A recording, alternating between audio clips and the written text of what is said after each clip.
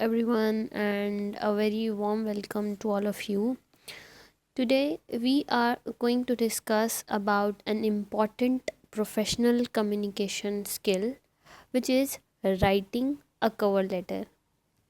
Most of you have already know what a resume or CV is. A resume actually lists your qualifications, skill, and experience, but a cover letter, which is the main focus of our today's lecture, it answers a different question. What the question, the nature of the question is, why should this employer consider me for this particular role? So this is the question which you answer through your cover letter.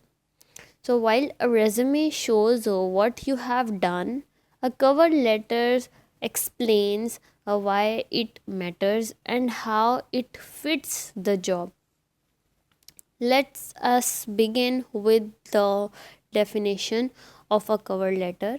A cover letter is a short formal document that you send along with your resume when applying for a job, internship, or sometimes even a training opportunity.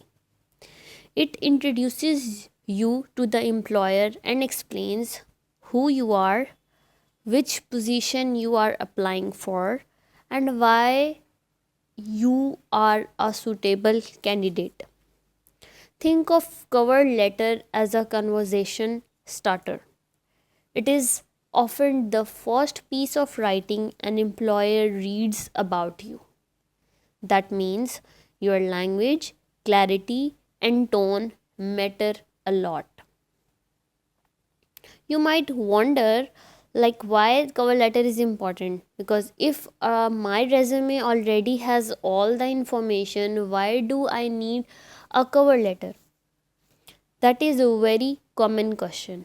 A cover letter is important because it personalizes your application.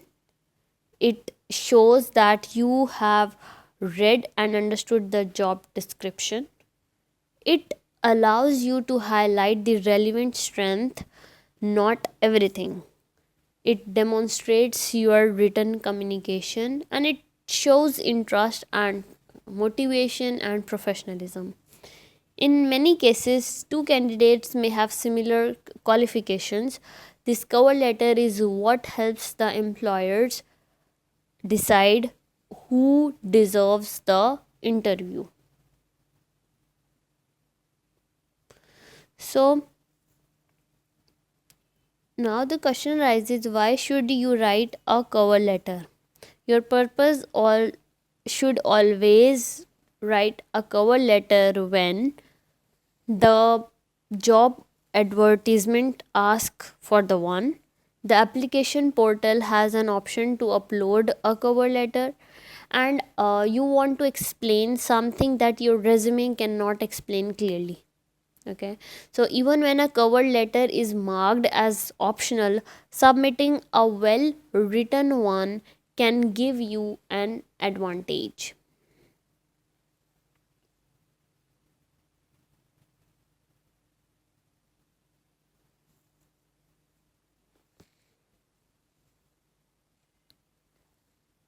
Now that we understand what a cover letter is and why it is important, let us focus on how a cover letter is structured and formatted. A typical cover letter is a one page long and written in a formal business letter format. Usually, it contains 3 to 5 well structured or well organized paragraphs. Remember, employers do not want long stories, they want clear, relevant, and professional communication. So, let us go step by step. Let's begin with the header. The header contains your basic information, identification, and contact information.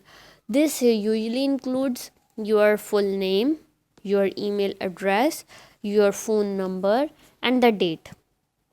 If you know the employer's detail, you should also include the employer's name, the organization addresses, the organization's address. Now, if you are submitting the application online, your contact detail may already be available in your resume. In that case, the header can be kept simple. The key idea is that the employer should be able to contact you easily and quickly. Next comes the salutation or greetings. This part sets the tone of your letter. Whenever possible, try to address the recruiter by name. For example, Dear Mr. Ahmed, Dear Miss Sharma. Using a name shows effort and professionalism. If you do not know the name, do not panic. You can use professional alternatives such as Dear Hiring Management, Dear Hiring Manager, or Dear Recruitment Team. However, avoid outdated or impersonal phrases like to whom it may concern. Your greeting should be polite, respectful, and modern. Now let's move to the opening paragraph. This is where many students lose the reader's attention. So this part must be stronger and more clearer. So in the opening paragraph, you should clearly state which position you are applying for, where you find the opportunity, and why you are interested in it. This paragraph should immediately answer the employer's question: why is this person writing to us? Be concise and confident. Avoid unnecessary background information because a good opening creates interest and encourages the employer to keep reading. Next is the middle paragraphs. We come to the core of the cover letter. The middle paragraph or paragraphs. This is where you explain why you are a good fit. Here you should highlight specific skills, mention relevant experience or achievements, and clearly connect them to the role. Very important point to note here is that do not use vague statements like I am hardworking or I work well in teams. Instead, use example. For instance, saying in my internship, I improved system performance by 20% through optimizing database queries. So it is far more effective than I am good at problem solving. So this example show evidence, and evidence builds credibility. Now let's us look at the final paragraph, the closing. In this paragraph, you should briefly summarize why you are suitable, express enthusiasm for the role, and include a polite call to action. For example, I look forward to the opportunity to discuss my application further. This shows confidence about sounding demanding. Finally, at the end of the letter with a professional closing, use yours sincerely if you address the person by name, and yours faithfully if you used a general greetings. Always maintain a polite and respectful tone until the very end. Now, let me share some important best practices which you should do while writing a cover letter. First, always tailor your cover letter. One of the biggest mistake is sending the same generic letter everywhere. Use keywords for the job description and customize your content. Second, keep it concise. Your cover letter should be one page only, around 250 to 400 words. Third, be specific. Whenever possible, use numbers, results, or outcomes instead of general claims. Fourth, maintain a professional tone and clarity. Your language should be formal but easy to understand. Fifth, proofread carefully. Even a single spelling or grammar mistake can reduce your credibility.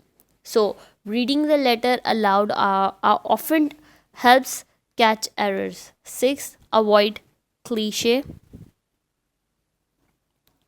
Words like team players or hardworking mean very little without proof.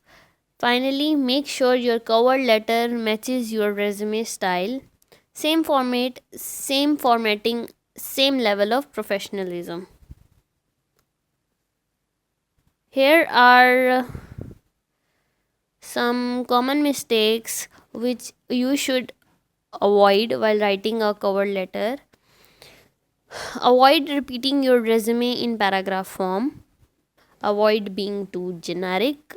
Avoid using one single template for all application, and not tailoring the letter to the role of organization. A cover letter should feel written for that job, not copied for every job. Before we conclude, it is useful to know that there are different types of cover letters. The most common one is the application cover letter written for specific job opening. There is also a referral cover letter where you mention someone you recommended who recommended you. Another type is the prospecting cover letter, which is sent even when no job is advertised. So understanding these types helps you adapt your writing to different situation. When evaluating a cover letter, always check: is the role clearly mentioned? Is the content personalized? Are there strong examples linked to skills? Is the tone professional? Is the letter free of errors? Is the closing appropriate? If all these points are present, the cover letter is likely effective.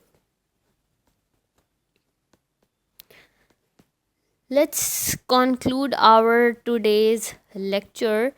A cover letter is not just a formality, it is actually a strategic communication tool that connects your skills to an employer's need. If written thoughtfully, it can create a strong first impression, reflect your professionalism, and open the door to interviews. That is why learning how to write an effective cover letter is an essential part of professional communication. Thank you so much for listening to me. Hope to see you in the next class.